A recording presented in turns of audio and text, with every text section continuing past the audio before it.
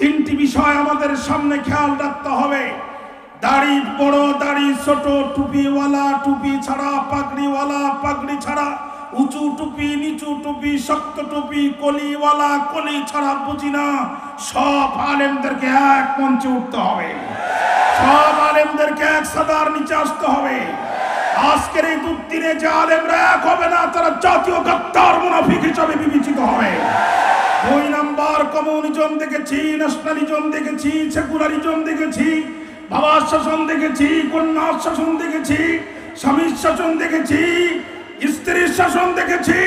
শুধু একটি বার 1500 বছর পূর্বে হেরা গুহায় নাজিল হওয়া আল্লাহর কোরআনের শাসন ব্যবস্থার মাধ্যমে খলিফা ওমরের শাসন ব্যবস্থায় বাংলার ভূখণ্ডে আমরা দেখতে চাই।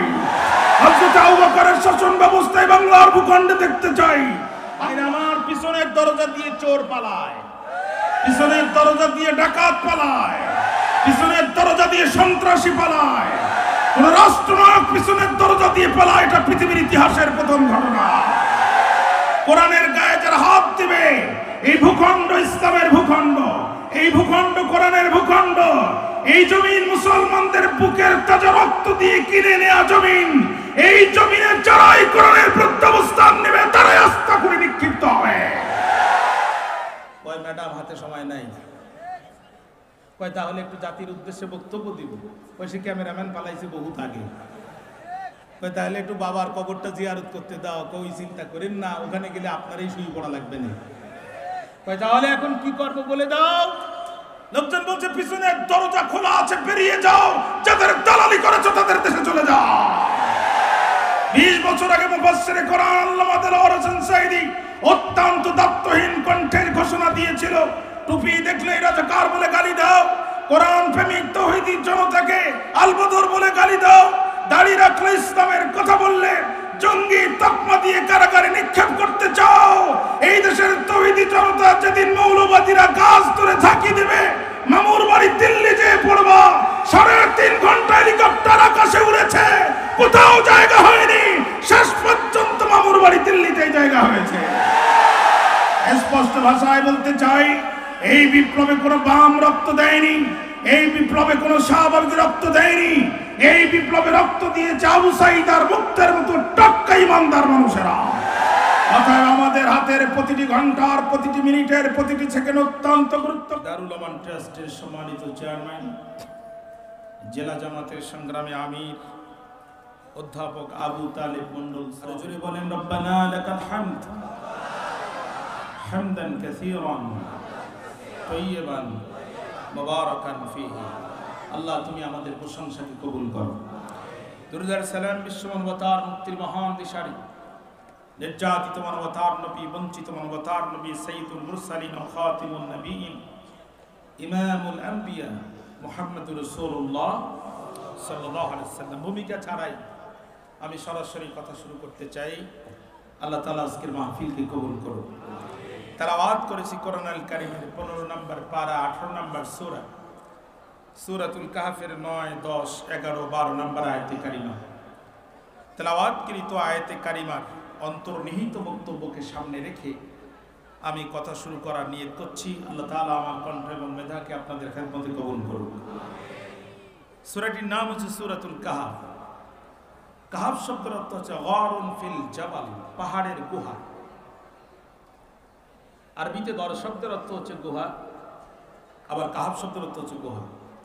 প্রশ্ন হচ্ছে এই দুই গুহার মধ্যে পার্থক্য কি? জবাব দিচ্ছেন মুহাম্মদ আলী আস-সাবুনী রাহমাতুল্লাহ আলাইহি, তার তাফসীরের নাম তাফসীরে সফাতুত তাফাসির। সেখানে তিনি বলছেন, ফাআম্মাল কাহফু ওয়ান নাকবুল মুত্তাসি ইযা লাম ইয়াত্তাসি ফাহুয়া গার। কাহফ ওই গুহাকে বলা হয় যেটা অত্যন্ত প্রশস্ত, যার ভিতরে শোয়া যায়, বসা যায়, কয়েকজন মিলে অনায়াসে স্বাচ্ছন্দ্যে অবস্থান করা যায়। আর গড় ওই গুহাকে বলে যেটা সংকীর্ণ। আল্লাহ রাসূল হযরত আবু বকরকে সাথে নিয়ে মক্কা থেকে মদিনা হিজরতের সময় যে গুহার ভিতরে অবস্থান করেছিলেন, এই গুহাটা 60 কিলোমিটার দক্ষিণ পূর্বে। ইবনে আব্বাস রাদিয়াল্লাহু তাআলা আনহুর বর্ণনা অনুযায়ী বানজালুস নামক পাহাড়ের হাইচুন নামক গুহায় কিছু সংখ্যক ইমানদারদের উপরে এক ঐতিহাসিক, নির্মম, নিষ্ঠুর, হৃদয় বিদারক করুণ ঘটনার অবতারণা ঘটেছিল, যার বর্ণনা এই সূরাটির মধ্যে এসেছে। এজন্য সূরাটিকে বলা হয় সূরাতুল কাহফ, পাহাড়ের গুহার সূরা। আমার কথা বুঝতে কষ্ট হয়েছে প্রিয় ভাইরা? কোরআনুল কারীমের 5টি সূরা বুদিয়াত বিহামদুলিল্লাহ, আলহামদুলিল্লাহ শব্দ দিয়ে শুরু হয়েছে। সূরাতুল ফাতিহা, সূরাতুল আনআম, সূরাতুল কাহফ, সূরাতুস সাবা, সূরাতুল ফাতির। এই 5টি সূরা আলহামদু শব্দ দিয়ে শুরু হয়েছে।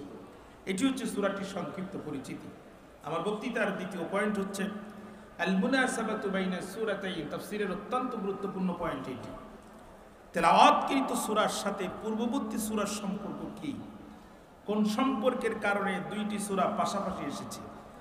তারতিবুস সূরা, সূরার যে সিরিয়াল, ক্রমধারা, সূরা ফাতিহার পরে সূরা বাকারা, এই সিরিয়াল পৃথিবীর কোনো মানুষ করে দেন নাই, এই সিরিয়াল করে দিয়েছেন যিনি। একটু চিৎকার করে বলেন কে তিনি? পূর্ববর্তী সূরার নাম হচ্ছে সূরা বনী ইসরাঈল।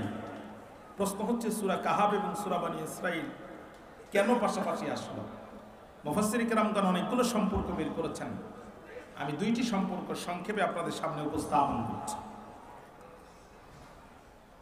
5 ওয়াক্ত নামাজের পরে আমরা 33 বার প্রথমে কি বলি? একটু জোরে বলেন না কেন?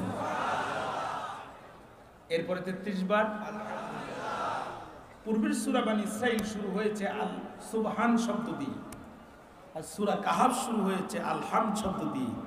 এই জন্য দুইটি সূরা পাশাপাশি এসেছে। সূরা বনী ইসরাঈল শুরু হয়েছে তাসবিহ দিয়ে, আর সূরা কাহফ শুরু হয়েছে হাম দিয়ে। 2 নম্বর সম্পর্ক, কাফেররা রাসূলের কাছে প্রশ্ন করলো 3টা। জোরে বলেন কয়টা? 1 নম্বর রূহ কি এবং তার তাৎপর্য কি। 2 নম্বর সেই বিস্ময়কর এবং বিস্ময়কর যুবক কারা, যাদের ঘটনা অত্যন্ত অত্যন্ত বিস্ময়কর।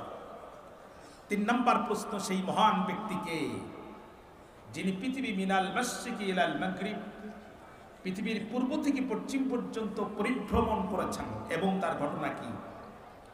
এই 3টি প্রশ্নের মধ্যে প্রথম প্রশ্নের জবাব ইয়াসআলুনাকা আনির রূহ, রূহ সম্পর্কে প্রশ্নের জবাব দিয়েছেন আল্লাহ তাআলা পূর্বের সূরা বনী ইসরাঈলের মধ্যে। বাকি 2টি প্রশ্নের জবাব দিয়েছেন আল্লাহ তাআলা তার পরের সূরা সূরাতুল কাহফের মধ্যে। এই জন্য 2টি সূরা পাশাপাশি এসেছে। জোরে কন্যা সুবহানাল্লাহ। 3 নম্বর পয়েন্ট হচ্ছে ফাদিলাতু হাযিহি সূরা, এই সূরা তেলাওয়াত যে আমরা করব, বেনিফিট কি পাবো, লাভ কি হবে। আখিরি জামানার উম্মতের মধ্যে সবচাইতে বড় ফিতনার নাম হচ্ছে দাজ্জালের ফিতনা। রাসূল বলছেন দাজ্জাল লোকটি খাটো হবে, এক চোখ তার কানা অন্ধ হবে, লোকটি ডান হাতে প্রতারণা করে মানুষকে জান্নাত দেখাতে চাইবে, বাম হাতে জাহান্নাম দেখাতে চাইবে। পৃথিবীর সমস্ত শিল্পী গান গায়, তাদের কণ্ঠের স্কেল থাকে নাক 1, নাক 2। দাজ্জালের কণ্ঠের সর্বনিম্ন স্কেল হবে নাক 6। দাজ্জাল তার কণ্ঠ দিয়ে যখন গান গাইবে, দাজ্জালের এক একটি গানের টানে লক্ষ লক্ষ দুর্বল ইমানদার মানুষগুলো বেঈমান হয়ে যাবে।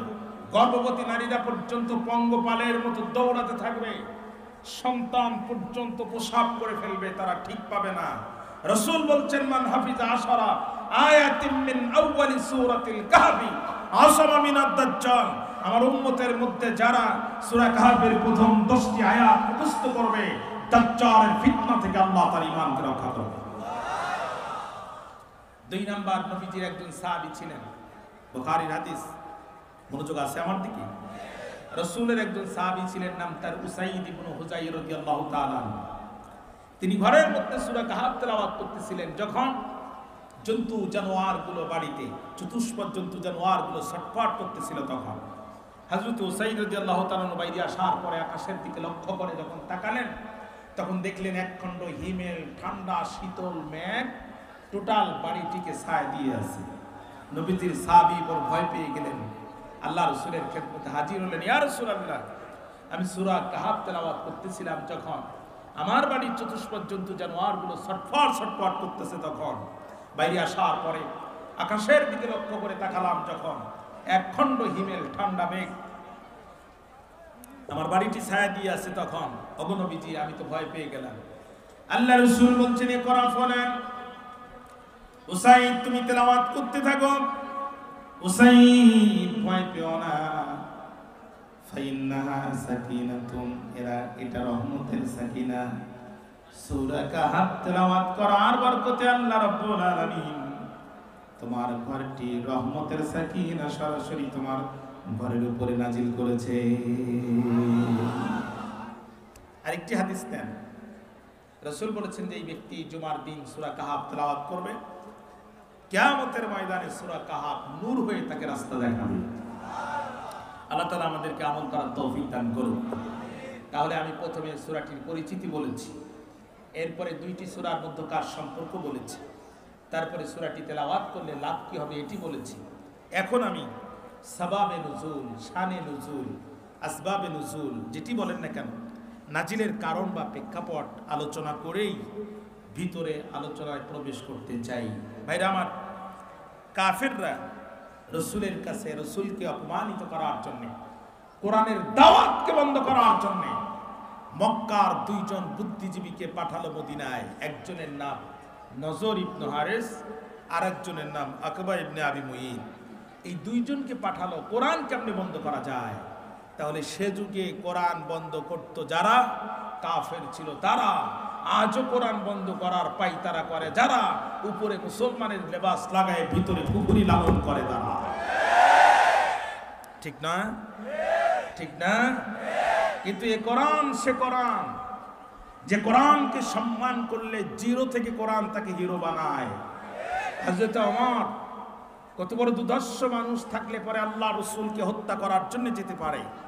রসুলের কণ্ঠের কোরআন তেলাওয়াত শুনে ওমর তরবারি ফেলে দিলেন রসুলের পায়ের কাছে, আর হাতে হাত রেখে ইসলাম গ্রহণ করলেন। দুনিয়া থেকে জান্নাতের সুসংবাদ পেয়ে চলে গেলেন, ইসলামের দ্বিতীয় খলিফা হলেন। তার আমলে সবচাইতে বেশি রাষ্ট্রে কোরআনের পতাকা ধপ্পাত করে উড়েছে। আর কোরআনকে অবমাননা করার কারণে আজও আবু জেহেলের বাড়িতে মানুষ বাথরুম করে, টয়লেট করে। এ কোরআনের বিরুদ্ধে যারা করেছে আল্লাহ জমিনে মাথা উঁচু করে তাদেরকে বিদায় নেওয়ার সুযোগ দেয় নাই। কথা বলেন প্রিয় ভাইরা, হাজার হাজার তাফসীর মাহফিলকে ভঙ্গ করে দেওয়া হয়েছে। কোরআনের মুফাসসিরদেরকে ধরে নিয়ে কারাগারে নিক্ষেপ করে শাহাদাত বরণ করতে বাধ্য করেছে। একটানা যুগের পরে যুগ, প্রায় 36 বছর ধরে এক নাগারে আপনাদের সামনে এই টেবিলে, এই মঞ্চে, এই চেয়ারে বসে যিনি কোরআনের তাফসীর করেছেন, বাংলাদেশের মানুষদেরকে যিনি কোরআনের তাফসীর শিখিয়েছেন, কোরআনের পাখিকে নির্মমভাবে কারাগারে 13টি বছর জেলখানায় রাখার পরও কলিজা ঠান্ডা হয়নি। পিছনের দরজা দিয়ে কাপুরুষের মতো তাকে হত্যা করেছে। পালানোর সময় এক কাপড়ে পালিয়েছে, দুপুরের খাবারটা পর্যন্ত নসিবে জোটে না।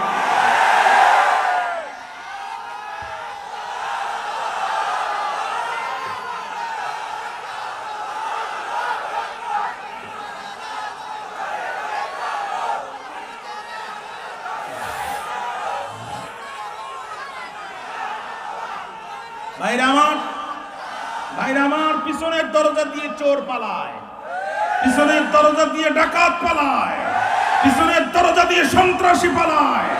কোন রাষ্ট্রনায়ক পিছনের দরজা দিয়ে পালায়, এটা পৃথিবীর ইতিহাসের প্রথম ঘটনা।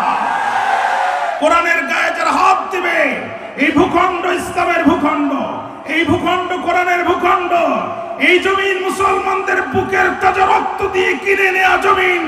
এই জমিনে যারাই কোরআনের বিরুদ্ধে অবস্থান নেবে তারাই আস্থা করে নিক্ষিপ্ত হবে।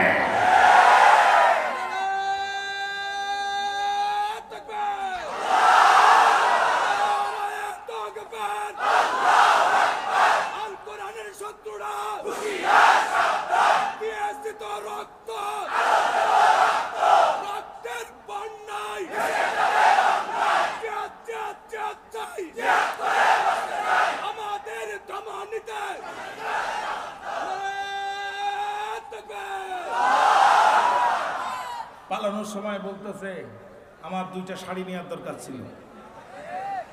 কয় ম্যাডাম হাতে সময় নাই। কয় তাহলে একটু জাতির উদ্দেশ্যে বক্তব্য দিব। কয় সে ক্যামেরাম্যান পালাইছে বহুত আগে। কয় তাহলে একটু বাবার কবরটা জিয়ারত করতে দাও। কই চিন্তা করেন না, ওখানে গেলে আপনারই শুয়ে পড়া লাগবে না। তাহলে এখন কি করবো বলে দাও। লোকজন বলছে পিছনের দরজা খোলা আছে, বেরিয়ে যাও, যাদের দালালি করেছো তাদের দেশে চলে যাও। 20 বছর আগে মুফাসসিরে কোরআন আল্লামা দেলোয়ার হোসেন সাঈদী অত্যন্ত দায়িত্বহীন কণ্ঠের ঘোষণা দিয়েছিল, টুপি দেখলে রাজাকার বলে গালি দাও, কোরআন প্রেমিক তৌহিদি জনতাকে আলবদর বলে গালি দাও, দাড়ি রাখলে ইসলামের কথা বললে জঙ্গি তকমা দিয়ে কারাগারে নিক্ষেপ করতে চাও। এই দেশের তৌহিদি জনতা যেদিন মৌলবাদীরা গাছ ধরে ঝাঁকি দেবে, মামুর বাড়ি দিল্লি যেয়ে পড়বা। 3.5 ঘন্টা হেলিকপ্টার আকাশে উড়েছে, কোথাও জায়গা হয়নি, শেষ পর্যন্ত মামুর বাড়ি দিল্লিতেই জায়গা হয়েছে। স্পষ্ট ভাষায় বলতে চাই, এই বিপ্লবে কোনো বাম রক্ত দেয়নি, এই বিপ্লবে কোনো শাহবাগী রক্ত দেয়নি, এই বিপ্লবে রক্ত দিয়েছে আবু সাঈদ আর মুক্তের মতো টাক্কা ইমানদার মানুষেরা। অতএব আমাদের হাতের প্রতিটি ঘন্টার প্রতিটি মিনিটের প্রতিটি সেকেন্ড অত্যন্ত গুরুত্বপূর্ণ। 3টি বিষয় আমাদের সামনে খেয়াল রাখতে হবে। দাড়ি বড়, দাড়ি ছোট, টুপিওয়ালা, টুপি ছাড়া, পাগড়িওয়ালা, পাগড়ি ছাড়া, উঁচু টুপি, নিচু টুপি, শক্ত টুপি, কলিওয়ালা, কলি ছাড়া বুঝি না। সব আলেমদেরকে এক মঞ্চে উঠতে হবে, সব আলেমদেরকে এক সাদার নিচে আসতে হবে। আজকের এই দুদিনে যে আলেমরা এক হবে না, তারা জাতীয় গাদ্দার মুনাফিক হিসাবে বিবেচিত হবে। 2 নাম্বার, কমিউনিজম দেখেছি, ন্যাশনালিজম দেখেছি, সেকুলারিজম দেখেছি, বাবার শাসন দেখেছি, কন্যার শাসন দেখেছি, স্বামীর শাসন দেখেছি, স্ত্রীর শাসন দেখেছি। শুধু একটি বার 1500 বছর পূর্বে হেরা গুহায় নাজিল হওয়া আল্লাহর কোরআনের শাসন ব্যবস্থার মাধ্যমে খলিফা ওমরের শাসন ব্যবস্থায় বাংলার ভূখণ্ডে আমরা দেখতে চাই। হযরত আবু বকরের শাসন ব্যবস্থায় বাংলার ভূখণ্ডে দেখতে চাই। আল্লাহর কোরআনের শাসন ব্যবস্থা এই বাংলার ভূখণ্ডে দেখার জন্য নিজেদের জীবনের সর্বোচ্চ ত্যাগ আর কুরবানি করতে কারা কারা প্রস্তুত আছেন? দুহাত তুলে আল্লাহকে রাখা।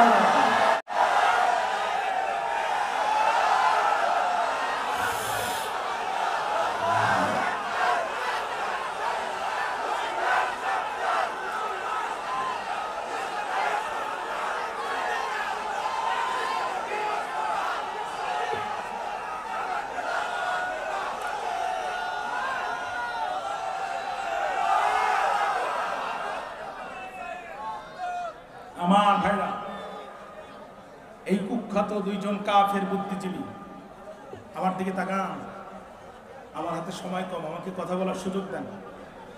এই 2 জন কুখ্যাত কাফের বুদ্ধিজীবী মদিনার ইহুদিদের কাছে যেয়ে বলছে আমাদেরকে বাঁচাও। কয় কেন, কি হয়েছে তোমাদের? কয় আমাদের ঘরের সন্তান মোহাম্মদ নবী দাবি করছে, আর আমাদের ঘরের ছেলেগুলো খায় আমাদের ঘরে আর আন্দোলন করে মোহাম্মদের পক্ষে। এইভাবে যদি চলতে থাকে, আগামী দিনে নেতৃত্ব কর্তৃত্ব কিছুই আমাদের হাতে থাকবে না, সব মুহাম্মদ আর তার উত্তরসূরিদের হাতে চলে যাবে। অতএব আমাদেরকে বাঁচাও। মদিনার ইহুদিরা বলছে, সত্যি যদি সে আল্লাহর নবী হয় তাহলে আমাদের কিছুই করার নাই, তবে আমরা তোমাদেরকে 3টা ট্যাবলেট দিতে চাই। এই 3টা ট্যাবলেট তার উপরে প্রয়োগ করে দেখো সে আসলে আল্লাহর নবী কিনা। তাকে 3টা প্রশ্ন করো। 1 নাম্বার প্রশ্ন, রূহ কি এবং তার তাৎপর্য কি? 2 নাম্বার প্রশ্ন, সেই বিস্ময়কর যুবক কারা যাদের ঘটনা অত্যন্ত বিস্ময়কর? 3 নাম্বার, সেই মহান ব্যক্তিকে যিনি পৃথিবীর পূর্ব থেকে পশ্চিম পর্যন্ত পরিভ্রমণ করেছেন। তারা এসে রসুলকে প্রশ্ন করলেন। আল্লাহ রসুল বললেন, তোমাদের প্রশ্নের জবাব আগামীকাল দিব। ঘটনাবশত তিনি ইনশাআল্লাহ বলতে ভুলে গিয়েছিলেন। উলুমুল কোরআনের ভিত্তির কিতাব, উমদা কিতাব 2টা। 1 নাম্বার আল বুরহান ফি উলুমিল কোরআন লি ইমাম আজ-জারকাশি। 2 নাম্বার আল ইতকান ফি উলুমিল কোরআন লি হাফিজ জালালউদ্দিন সুয়ুতি। আল ইতকান ফি উলুমিল কোরআনের মধ্যে হাফিজ জালালউদ্দিন সুয়ুতি বলেন, আল্লাহ রসুল ইনশাআল্লাহ বলতে ভুলে যাওয়ার কারণে একটানা 15 দিন রসুলের উপরে ওহী নাজিল হওয়া বন্ধ ছিল। এই সুযোগে মক্কার কাফেররা বলাবলি করতে লাগলো, 3 প্রশ্নের জবাব দিতে যদি 15 দিন লাগে, বাকি প্রশ্নের জবাব কবে দেবে? নবী হয় এত সহজ? আব্দুল্লাহর বেটা মুহাম্মদ সাল্লাল্লাহু আলাইহি সাল্লাম বুঝবে নবী কাকে বলে আল্লাহ কয় জিবরিল আর করিস না দেরি, চলে যা তাড়াতাড়ি। ওরা আমার রাসূলকে প্রশ্ন করে অপমান করতে চায়, আমার নবীর পক্ষে ওদের প্রশ্নের জবাব আমি আসমান থেকে সরাসরি দিতে চাই। জিবরিল আমিন চলে আসলেন, সূরা কাহাফ নাজিল হয়ে গেল। দেশের নাম জর্দান, বাদশার নাম দাকিয়ানুস, বৈশিষ্ট্য তার তিনটা। জোরে বলেন কয়টা? 1 নাম্বার জালেম, 2 নাম্বার নিষ্ঠুর, 3 নাম্বার মূর্তি পূজক। তাফসিরের নাম তাফসিরে নূরুল কোরআন, পড়বেন তথ্য পেয়ে যাবেন। পৃথিবীর সব স্বৈরা শাসকের বৈশিষ্ট্য এই তিনটা। 1 নাম্বার জালেম, 2 নাম্বার নিষ্ঠুর, 3 নাম্বার মূর্তি পূজক। সম্প্রতি আমাদের দেশ থেকে যেটা পালাইছে এটাও দাকিয়ানুস, তবে লেডিস ভার্সন। মাল একই কিন্তু মডেল ভিন্ন। মাল একই, মডেল ভিন্ন। কত বড় জালেম হলে পরে ফেরাউন মুসা আলাইহিস সালামকে হত্যা করার জন্য, ছোট ছোট বাচ্চাদেরকে হত্যা করার জন্য নির্দেশ দিতে পারে। কত বড় জালেম হলে পরে নমরুদ জীবন্ত পয়গম্বর ইব্রাহিম আলাইহিস সালামকে অগ্নিকুণ্ডে নিক্ষেপ করার আদেশ দিতে পারে। কত বড় জালেম হলে পরে স্বৈরাচার কোরআনের হাফেজকে হত্যা করার পরও কলিজা ঠান্ডা হয়নি। বুকের উপরে দাঁড়িয়ে ড্যান্স করেছে, নৃত্য করেছে। কোনো বিড়াল মারা যাওয়ার পরে মৃত বিড়ালের বুকের উপরে কোনো জীবিত বিড়াল নাচানাচি করে না। মৃত কুকুরের বুকের উপরে কোনো জীবিত কুকুর নাচানাচি করে না। মৃত শুয়োরের বুকের উপরে কোনো জীবিত শুয়োর নাচানাচি করে না। যে কাজ কুকুরে করে না, বিড়ালে করে না, শুয়োরে করে না, সে কাজ স্বৈরাচাররা করে, জালেমরা করে। দাকিয়ানুস সারা দেশে ডিক্রি জারি করে দিল, অর্ডিন্যান্স জারি করে দিল, মার্শাল ল দিয়ে দিল।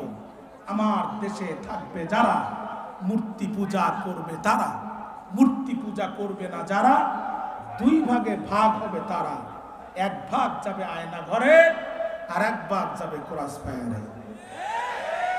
এখন বলেন তো আমরা মূর্তি পার্টি না তৌহিদ পার্টি? জোরে বলেন। 3 রাস্তার মোড়ে মূর্তি, 4 রাস্তার মোড়ে মূর্তি, স্কুলের সামনে মূর্তি, কলেজের সামনে মূর্তি, বিশ্ববিদ্যালয়ের সামনে মূর্তি নির্মাণ করে যারা, ফেরাউন আর নমরুদের প্রেতাত্মা তারা। আমাদের জন্ম হয়েছে মূর্তির বিরুদ্ধে সংগ্রাম করার জন্য, মূর্তির ইবাদত করার জন্য আমাদের জন্ম হয়নি। এই দাকিয়ানুস, আপনারা দয়া করে বসে পড়েন, মোবাইলটা সেটিং দিয়ে বসে পড়েন। আপনারা বিরক্ত হচ্ছেন, আমার মনে হচ্ছে। মনোযোগ আছে আমার দিকে। দাকিয়ানুস সারা দেশে ডিক্রি জারি করে দিল, আমার দেশে থাকবে যারা মূর্তির পায়ে সিজদা দিবে তারা, দিবে না যারা ক্রস ফায়ারে অথবা আয়না ঘরে যাবে তারা। এই আইন করলো যখন, সারা দেশের মানুষ মেনে নিল, তখন মানল না যারা, 7 জন যুবকের একটা গ্রুপ তারা এক হয়ে বলছে, শোনো, যে মূর্তির মুখে কুকুরে স্প্রে করে, সুযোগ পেলে যে মূর্তির মুখে কুকুরে প্রস্রাব করে, এই মূর্তি কোনোদিন আমাদের রব হতে পারে না। অতএব জীবন দিব, ঈমান দেব না। জীবন দেব, কারণ জীবন গেলে জীবন পাবো, ঈমান গেলে ঈমান পাবো না। বলতে পারেন হুজুর, জীবন গেলে কেমনে জীবন পাবো? কিয়ামতের দিন আল্লাহ তাআলা আমাদেরকে পুনরুজ্জীবিত করবেন। কিন্তু যদি ঈমান হারা হয়ে মারা যান, কিয়ামতের দিন নতুন করে ঈমান আনার কোনো সুযোগ নাই। অতএব জান বাঁচানো ফরজ নয়, ঈমান বাঁচানো ফরজ। জান বাঁচানোর জন্য জীবনকে কুরবানি করে দেওয়া ফরজ। 7 যুবক এক জায়গায় হয়ে গেল। আল্লাহ কয়, নবী, ওরা বিস্ময়কর যুবকদের ঘটনা আপনার কাছে শুনতে চায়। এখন আমি সেই যুবকদের ঘটনা আমি আল্লাহ তাআলা আপনাকে বর্ণনা করে শোনাচ্ছি। কথা কি এই পর্যন্ত বুঝতে আপনাদের কোনো কষ্ট হয়েছে? তাহলে চলেন সামনে আগাই। আল্লাহ রাব্বুল আলামিন বলেন, নাহনু নাকুসু আলাইকা নাবাহুম বিল হক ইন্নাহুম ফিতয়াতুন আমানু বিরাব্বিহিম ওয়া জিদনাহুম হুদা। আল্লাহু আকবার। আল্লাহ রাব্বুল আলামিন বলছেন, নবী, নাহনু নাকুসু আলাইকা নাবাহুম বিল হক, এখন আমি আপনাকে সত্য ঘটনা বর্ণনা করে শোনাচ্ছি। ইন্নাহুম ফিতিয়াতুন, নিশ্চয়ই তারা ছিল যুবক। নিশ্চয়ই তারা কি ছিল? যুবক। আর তাদের কাজ ছিল কি? আমানু বিরব্বিহিম, তারা তাদের রবের প্রতি ঈমান এনেছিল। ওয়াজিদনাহুম হুদা, আর ঈমান আনার কারণে আমি আল্লাহ তাআলা তাদের হেদায়েতের রাস্তাকে প্রশস্ত করে দিয়েছিলাম। আরো জোরে বলেন। এখন আমি প্রথমে ফিতিয়াত শব্দটা নিয়ে একটু কথা বলবো, তারপরে ভিতরে ঢুকবো। ফিতিয়াত শব্দটা হচ্ছে ফাতা শব্দের বহুবচন। মুফাসসিরে কেরামগণ বলেন এই শব্দের ভিতরে তিনটা গুণের সমাহার। এক নাম্বার কোন বিষয়ের সিদ্ধান্ত গ্রহণ, দুই নাম্বার চরিত্র গঠন, আর কোন বিষয় প্রতিষ্ঠা করার, তীব্র সংগ্রাম করার বয়স কালটাই হচ্ছে যৌবনকাল। আপনি বুড়া বয়সে যতই হেদায়েত হন, ইবাদতের হাত খুঁজে পাবেন না। চাচা প্রত্যেক দিন চেষ্টা করে, বুড়া বয়সে যে ফজরের নামাজের জামাত ধরতে পারে না। চাচা চিন্তা করলো আজ যেভাবে হোক ধরবো। আজানের সময় উঠছে, ঘটনাক্রমে চাচি আম্মার ছায়ার চাচার পাঞ্জাবি এক জায়গায় ছিল। বুড়া মানুষ ভুল করে নিজেরটা না নিয়ে চাচি আম্মারটা কাঁধে নিয়ে মসজিদে আসছে। মুয়াজ্জিন যখন তাকবীর দিচ্ছে, চাচা কয় আজ আর আমারে পরাস্ত করতে পারবা না, আজ আমি জামাত ধরতে পারবা না। চাচা উজু করার পরে এখন পাঞ্জাবি মাথার ভিতরে ঢুকায়া হাত একবার ডান পাশে দেয়, একবার বাম পাশে দেয়, মাগার হাত খুঁজে পায় না। প্রথম রাকাত শেষ, দ্বিতীয় রাকাত শেষ, তাসবিহ তাহলিল শেষ, কিন্তু ইবা চাচা হাত খুঁজে পাচ্ছে না। সালাম ফেরানোর পরে মুসল্লি যুবক বাইরে কয় চাচা এই বস্তা কেন মাথার ভিতরে? কয় বাবা কি বলো তুমি, আমি পাঞ্জাবি তোমার আগে আমি মসজিদে এসছি, উজু করছি তোমার আগে, কিন্তু আমি হাত খুঁজে পাচ্ছি না। যুবক ভালো করে তাকে বলে চাচা তো চাচি আমার ছায়া, এই জন্যই বাবা হাত খুঁজে পাচ্ছি না। সুতরাং বাংলাদেশের পরিবর্তন এনে দিয়েছে যুবকেরা। যুবকদের মাধ্যমে আল্লাহ তাআলা আমাদের নতুন করে স্বাধীনতা দিয়েছে। নিশ্চিত পরাধীনতার কবল থেকে আল্লাহ তাআলা আমাদের হেফাজত করেছে। আগামী দিনে পার্লামেন্টকে কোরআনের পার্লামেন্ট করার জন্য বাংলার যুবকদেরকে সবচেয়ে বেশি ভূমিকা পালন করতে হবে।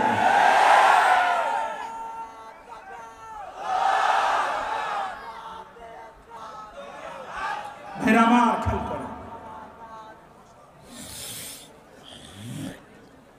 ভাইরা আমার খেয়াল করেন, খেয়াল করেন, মনোযোগ আছে আমার দিকে। এবার যুবকরা কি বললো? জীবন দেব কিন্তু ঈমান, কথা বলেন না কেন? জীবন দেব কিন্তু ঈমান দেব না। কল্লা যায় যাবে, ডান হাত কেটে নেয় নিবে, বাম হাত কেটে নেয় নিবে, জীবন দিব ঈমান দিব না। যুবকেরা এই ঘোষণা দিল যখন, ডিবি হারুন বিষয়টা টের পেল তখন। আপনারা আবার তফসিরে ডিবি হারুনের নাম খুঁজতে যেন না। তৎকালীন এনএসআই গোয়েন্দা বিভাগে যারা ছিল আমি তো তাদের নাম জানি না, এই জন্য ডিবি হারুনের নামটা বললাম যাতে আপনারা সহজে বুঝতে পারেন। ডিবি হারুন জানতে পেরে তার ঊর্ধ্বতন কর্মকর্তা বিপ্লব কুমারকে জানাল। বিপ্লব কুমার আবার বেনজিরকে টেলিফোন করে জানানোর পরে বেনজির বলতেছে ওদেরকে দ্রুত গ্রেফতার করে কারাগারে ঢুকাও। তাহলে পৃথিবীর সব সরকার আগে মামলা করে পরে গ্রেফতার করে, স্বৈরাচার যারা আগে গ্রেফতার করে পরে মামলা চাপায় তারা। কথা বলেন না কেন? হাজী সাহেব মক্কায়, মামলা হয় বাংলায়। হাজী সাহেব কোথায়? মামলা হয় কোথায়? হাজী সাহেব কবরে, মামলা হয় উপরে। 10 বছর আগে হাজী সাহেব কবরে, 10 বছর পরে হাজী সাহেবের নামে মামলা হয়েছে উপরে। চাচি আম্মা বুড়ি মানুষ, ঘোড়ায় ঘোড়ায় থানায় যেয়ে বলছে বাবা ওসি বড় বিপদে পড়ে এসেছি, নিজের কানে শুনেছি তোমার চাচার নামে নাকি মামলা হয়েছে, জানতে চাই তোমার চাচা কি করেছে। ওসি সাহেব বলে চাচি আম্মা, চাচা বড় দুষ্টু মানুষ, আমার থানার সামনে ককটেল হামলা করেছে। বলে এই ঘটনা কবে ঘটেছে? গতকাল রাত 8টার সময় ঘটেছে। কয়েক বুড়া তো 10 বছর আগেই মারা গেছে। কয়েক বছর আগে মারা গেছে। কয় বাবা কি করি বলো, এই বুড়া তো মরার পরেও জ্বালানো বন্ধ করলো না। এই বুড়ার সাথে আমি বুড়ির মহব্বতটা তো গভীর ছিল। আমি মেয়েদের বাড়িতে যেতাম যখন, বুড়ায় টেলিফোন করতো তখন, ওরে বুড়ি যত রাত হোক বাড়িতে আসো তাড়াতাড়ি, তোমাকে ছাড়া কেমনে থাকতে পারি।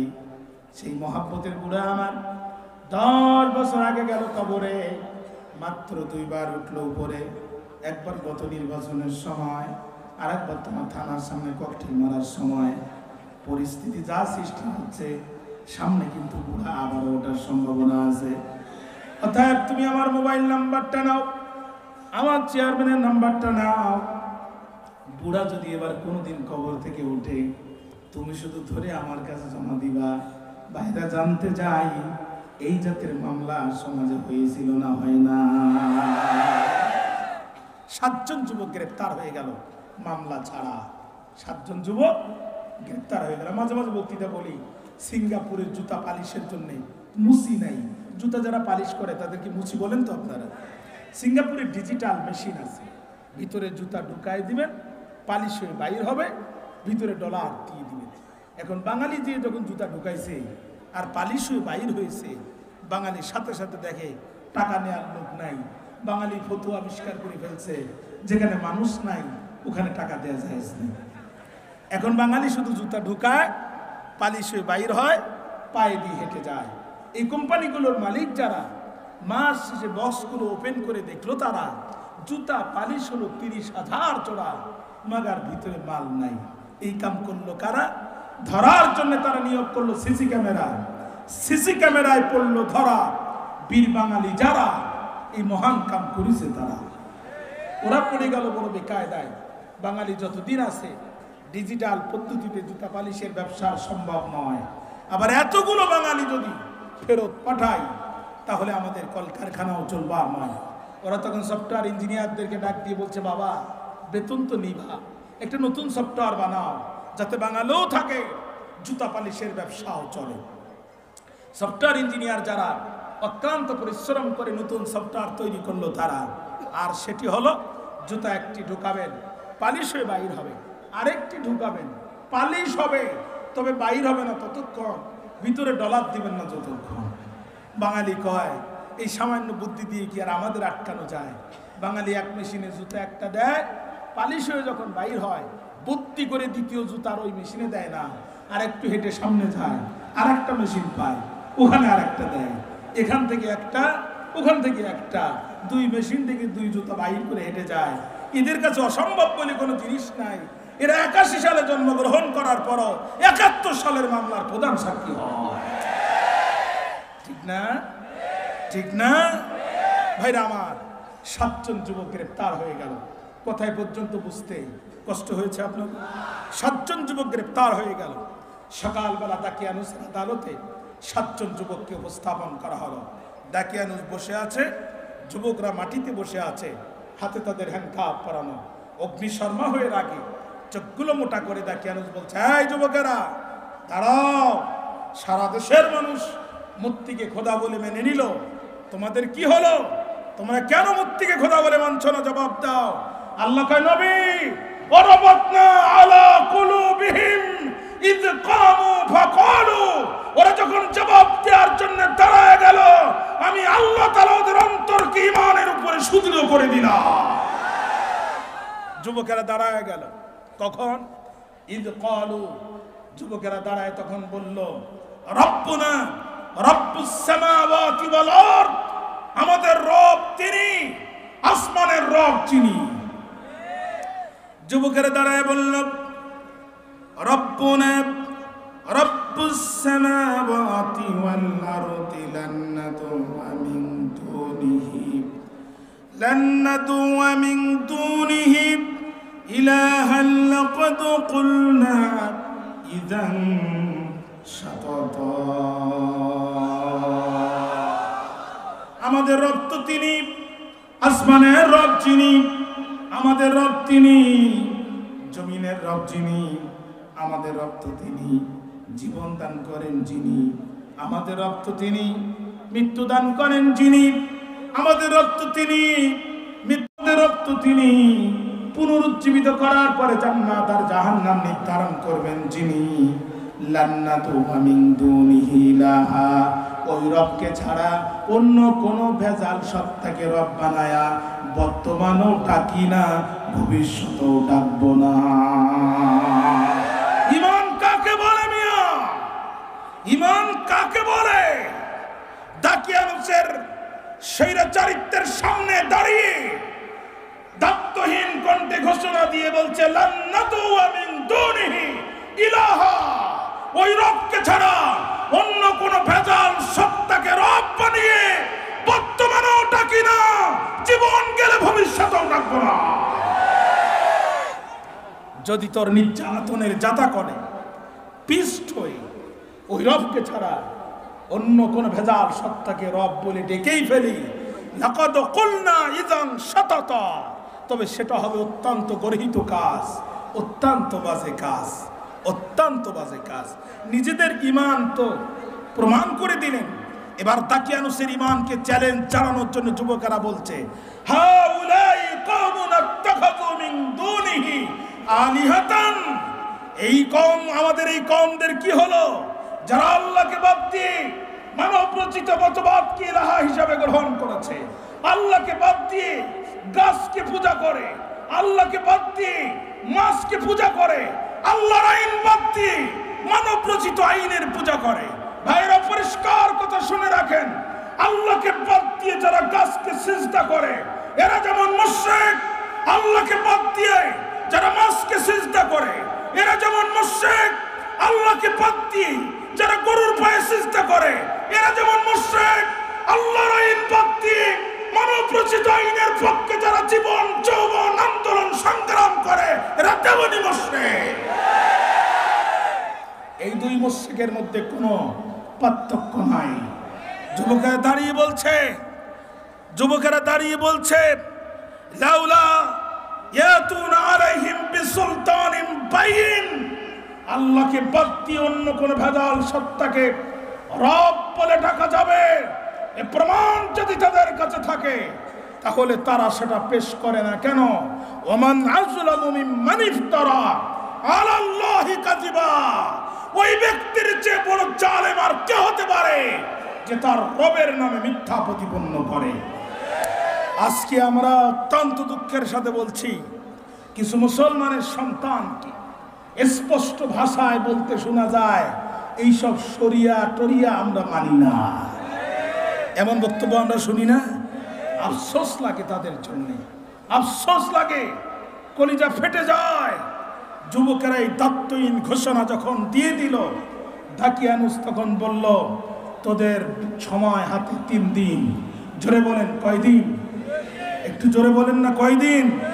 এই 3 দিনের ভিতরে তোমাদের সিদ্ধান্ত পরিবর্তন করতে হবে, তা না হলে তোমাদেরকে উন্মুক্ত মঞ্চে ফাঁসিতে ঝুলানো হবে অথবা শুলে চড়ানো হবে, তোমাদেরকে এমন দৃষ্টান্ত শাস্তিমূলক শাস্তি দেওয়া হবে, এমন নজির সৃষ্টি করে মারা হবে যাতে আমার রাষ্ট্রে আর কেউ এক আল্লাহকে বিশ্বাস না করে। এই রায় পরিবর্তন করার জন্য তার পিতামাতাকে ডাক দিয়ে বলল যুবকদেরকে বুঝাও, এদের হাতে সময় 3 দিন। প্রথম দিন কেটে গেল, দ্বিতীয় দিন কেটে গেল, আগামীকাল দাকিয়ানুসের কোর্টে সারেন্ডার করতে হবে। 7 জন যুবক রাত্রে মিটিং ডাকলো, এক জায়গায় হয়ে বলছে জীবন কোরবানি করে দিব, ঈমান কোরবানি করব না, জীবন দিব, ঈমান দিব না। সামনে আমাদের রাস্তা 2টা, 1 নম্বর শাহাদাতের জীবন, 2 নম্বর আত্মগোপন। শহীদ হয়ে চলে যাব, নবীদের আগে জান্নাতে যাব, বাতিলের কাছে মাথা নত করব না।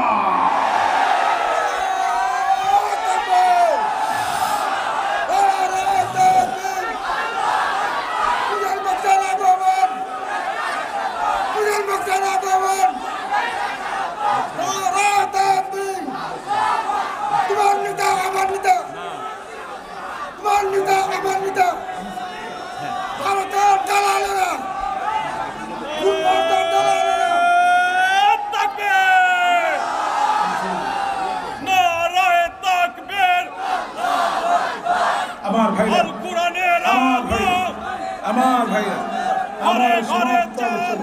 এখানে শেষ করলাম।